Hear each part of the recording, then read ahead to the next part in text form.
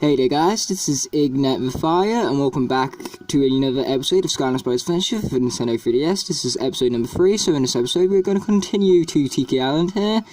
And so, we are going to do the second level here, known as Lost and Found. And so for our challenges, we have to collect 250 coins. The elemental areas are Fire and Life, which is why Flameslinger and T-Rex are going to be joining us for this initial run here. We have one giant area, and we have 5 melee enemies to defeat. And the overall story mission is to locate the Tiki Idol. So without further ado, let's get right into the second level of Tiki Island right here. In all honesty, I can't remember what this level is like, because it's been so long since I played this game. And like I said, several times, I haven't even 100%ed this game before, so it's nice for you guys to see my first ever 100% walkthrough this, one would say. Either way, this level looks very similar to the last one in terms of like design and aesthetics and all that fun stuff. But I'm pretty sure the level after this is a whole lot different. So yeah, it's nice that they do switch it up after a while. Even though Spyro's Adventure was the worst for that, because in Spyro's Adventure we had like 3 areas, one after the other, which were all like near enough the same, with a few minor modifications in each one. Either way, because the objectives aren't to like find anything, we'll do them nice and easily here. Because literally, I do not need to go out of my way to do them. I literally just need to defeat some enemies, and boom, I'll have it pretty much. And not to mention, you get coins along the way, so the coin objective is always easy. Oh, and speaking of which, we already got 2 of the 5 melee enemies. And we, alongside that, we also got a hat, so I'm going to swap some Flameslinger here, because he's going to be able to get us out a whole lot faster. So there are those pots destroyed, and some coins gathered up from that. Okay, I think that's a better angle for you guys. Yeah, I yet again have a very awkward setup, so I'm definitely not going to set it up like this again. Because I, basically, whenever I have like a small little pot, which, I set the camera in to record for. But the thing is that when there's more, like, contents in this pot, it means that I need to have the DS at a higher angle, and because the pot is full right now, it means that the 3DS has to be a really high angle for me, which is really uncomfortable, so I'm definitely not going to keep with this setup, in the next one. So, simply what I need to do to improve that is, simply take stuff out of the pot. Simple enough? Nah, too difficult, can't possibly, figure out how to do that. Either way, we've got lots and lots of treasure chests over here, so that's cool. Definitely going to help us with our coin objective. And T-Rex here can literally just open it up by walking over it, so that's very nice. T-Rex's attacks are just like in the console version, so he has his photosynthesis cannon, which he can charge, and he also has his slam, which he can charge. But his jumping is not very good. He doesn't get very much height on it, and he doesn't get much distance on it either. That's what I was trying to. That's the word I was trying to find, but I couldn't seem to find it for some reason. That's what that's what 3 hours of exams does to you, especially when one of those is English. But now that I've got my English and PE exams done, I have finally finished all of my mocks, which means that I have don't have any more exams until November, when I have some more mocks in year 11, and then in year 11 I'll also have some more mocks in March and May, and I'll have the actual things in June, and then I'll be done. So I definitely look forward to that day. And we are now into the fire arena. So yeah, now that those mocks are done, I can definitely focus on getting more videos up rather than just this Let's Play here. So that's going to be exciting for you lot, to say the least. At least I hope it is, man. I mean, I definitely got some hunting trips planned, and I know that's what you guys love the most. Okay, I made it jump this time, so that's good.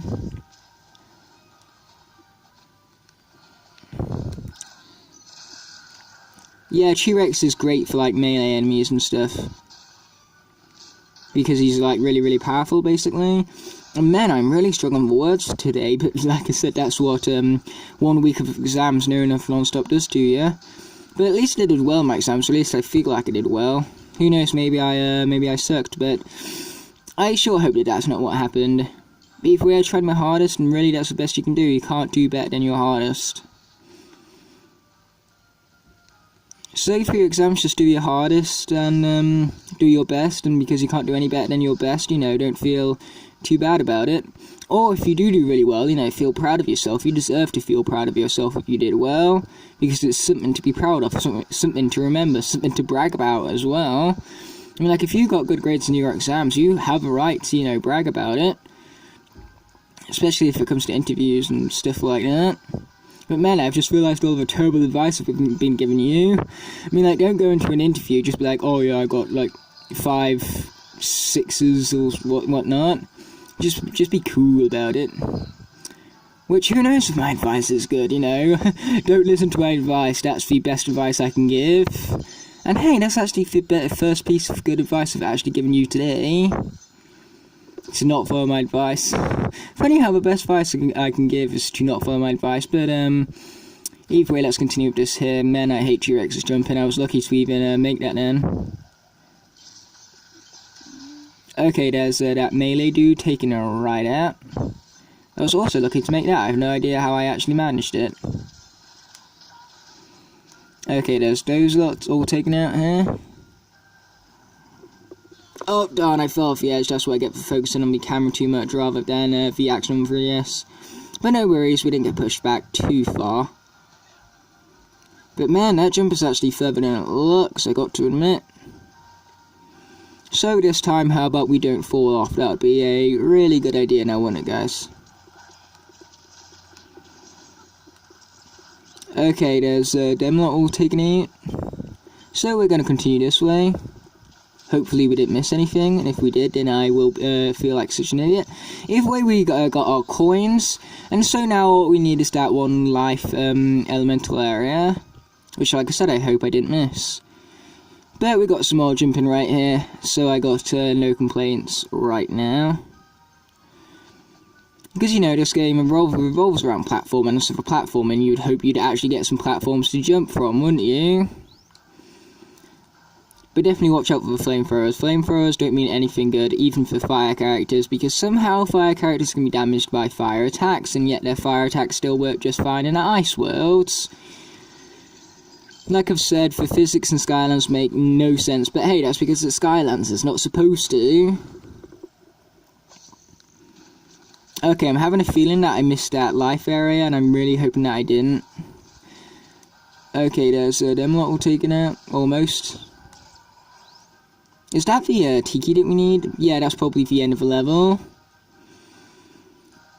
I probably took a wrong turn somewhere. But never mind about that, you know, we can always come back. In fact, speaking of which, I'm going to do that immediately right now.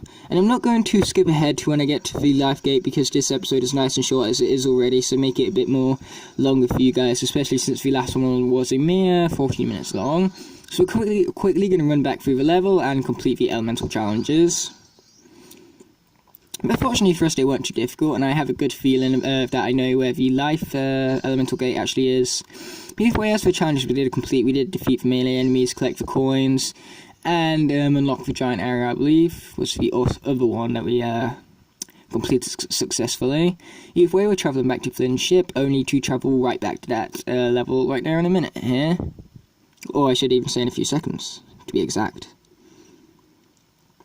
If this even wants to load, that is. About time. Okay, we're going to go through that text after we've gone back through the level here. So let's retry this right here. Yeah, what we've got to do is complete both the elemental challenges, so it shouldn't take us too long here, about 4 or 5 minutes. Which will allow the video to be about 20 minutes long, which is still fairly short, but it's longer than the last one, so that would be a-okay with me. Fortunately, in this game, we can skip the intro, so you guys don't need to watch it again and again. And I don't need to watch it again and again either, because it was annoying for me as well, guys, you got to remember. Okay, there's that melee dude all taken out for us. Either way, we're just, like I said, just going to run straight through this level here. All I'm bothered about is those elemental gates.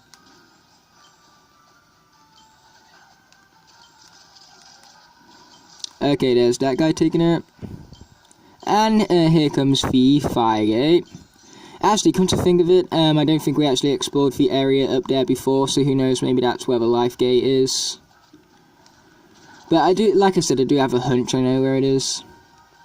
Yeah, up here is just 2 treasure chests, but it's still good to know that this is the location of 2 treasure chests, just in case you guys are struggling with that coin objective right there. So if you want to collect coins, that's a nice and easy way to do it, because you get 2 treasure chests there. So if you're on a rush and you get those treasure chests, boom, you got no end of gold for you right there. And as I've said several times in both this Let's Play and the Surprise Adventure Let's Play, gold is good. So let's head into the volcano right here. Because, you know, volcanoes totally aren't dangerous, even though this is a nice, short and easy elemental area, I do have to admit. I mean, like, the jumps we have to perform on nothing, even though they are pretty far, which means that characters like T-Rex will not be able to deal with these very well. What T-Rex can do very well is take out these guys very easily. Oh, darn, I missed. Okay, there's that one taken straight out, so now let's head back to the mainland here.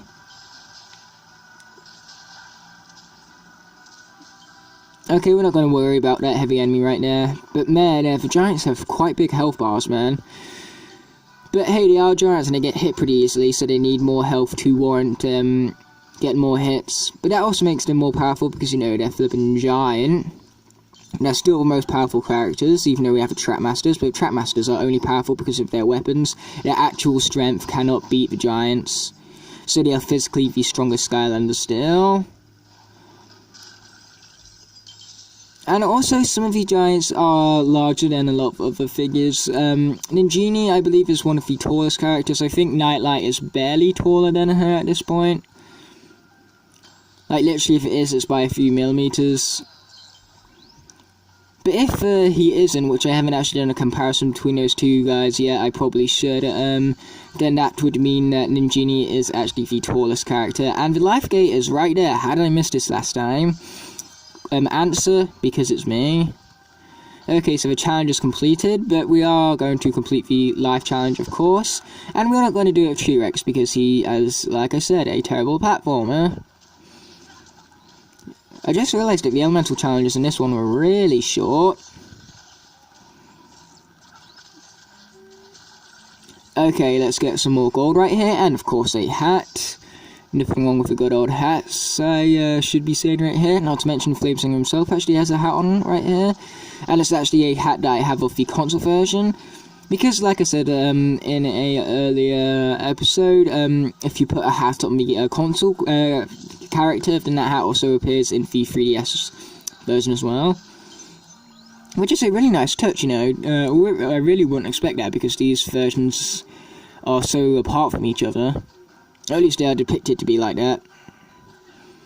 With different villains and all that stuff.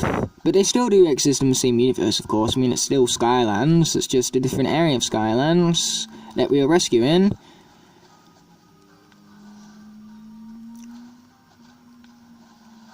Okay, so we're almost done here. After we defeat these enemies here, we will have completed the mission for a second time with the time challenge completed successfully. So then after that, all we will have is the speedrun objective. And we'll be all good. So there is the idol. So like I said, let us complete this for the second time in a row here. Mission complete. So because T-Rex isn't best of speedrunners, I am of course going to swap him out for a better speedrunner right after this little cutscene here is done, because you know we want to claim our experience even though we don't need it. So as for the hat, we got rocker hair, and we located the Tiki Idol and completed the elemental gate. So yes, as I did previously say, I will swap out T-Rex, so I'll see you guys after that is done. Oh, and of course this loading screen is done because you guys want to watch the loading screen. Because the loading screen, totally the best part of the game. And no, I do not hate this game, it's just that these loading screens are pretty dang good. I mean, like, look at it, we had Flynn at the top there, who doesn't like Flynn? No second thoughts don't answer that, but either way, as I said like a billion times at this point, I'll see you guys after T-Rex has been swapped out for a much faster character, should we say. So yeah, see you when that has been completed. Okay guys, I'm back. Sorry it took me so long to hit the actual pause button and record them. That's because it's so dang small, my fingers are so damn fat that it's so hard to like hit the actual button itself. But either way, let's get headed into the speedrun right here. So, as you guys could see, I swapped out T-Rex or Whirlwind because she is much faster, not to mention she's one of my favourite characters of the game here, because Whirlwind is nice and awesome. She's a lot better than her console counterpart, because her horns come out a whole lot more faster and deal a whole lot more damage, which makes her a lot more effective than what she is in the console. But in console, she's still very good as well. I do like her in the console, she's just not as good as she is in this edition of the game. Either way, we're going to skip that cutscene as well. So let's get right into the challenge right here. Defeating these chompies to start off with. We're not going to bother about that giant area, A, because I don't need to, and B, because I don't even have a giant anymore, because Whirlwind here is a replacement of T-Rex. So if you guys are wondering how come Flameslinger was on the left side when he was on the right side before, that's because what happened is that I ended up swapping Flameslinger out for Whirlwind, and so that left me with T-Rex and Whirlwind. But because they obviously didn't want T-Rex, they ended up swapping out T-Rex back for Flameslinger, so that's why Flameslinger was on the left side instead of the right side.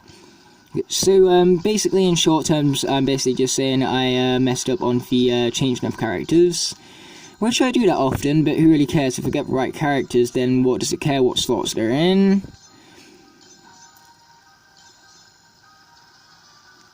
Okay, let's be defeating more of these guys right here. Because clocks are good, we need clocks. Even though we got absolutely no clocks from it. Either way, we're going to swap to Flameslinger here, because he is also a very good speedrunner. And his bow and arrow is alright in damage, but overall, Flameslinger is unfortunately nowhere near as good as in this game as he is in the console version. In the console version, he is much better. So in the 3DS, he's actually kind of disappointing because, like I said, his 3DS doesn't measure up to his awesomeness in the console version. And the worst disappointment for me, going from the console version into 3DS, was Drobot. In the console, Drobot is a beast. He will annihilate everything in his path. And then you play in the 3DS version, and then you think, this guy's lasers are way too weak. And that's true, you know, he's weak in the 3DS, but he's overpowered in console. But then again, there are characters that are weak in console, but way more powerful in here as well. But just to think of some off the top of my head, I can't really think of that many. Ninjini is also a disappointment. Ninjini is alright in the console version, not the best. She's definitely a very average giant, but at least when she's in her bottle form, she's at least fast. But in the 3DS, her bottle form is so slow-paced because it moves so slowly. It's incredibly annoying, and I hate her because of how slow that bottle moves. But either way, this was a very quick speedrun right here, as you guys can see. But that's because I had two really good speedrunners on the job here, and Whirlwind has the Trojan helmet on for some reason. Why did I put that on her? I mean, like, I don't mind putting hats on my characters when they match, like, the character, but that hat does not match Whirlwind, so I have no idea why it's on her. But hey, who cares? It makes it look funny, and that's the whole idea of hats. Hats are made to increase the humour of the game, and to make you feel more inclined to put on the hats, they add power bonuses to them. But either way, if there's the final screen of the level all finished up and stuff, so the level is at 100%, which is what I aim to do in this episode, and because I have now completed my aim, there's no more really nothing more to do in the episode right here, so of course it must come to an end. So thanks for watching, guys, and I'll see you in the next one. Peace.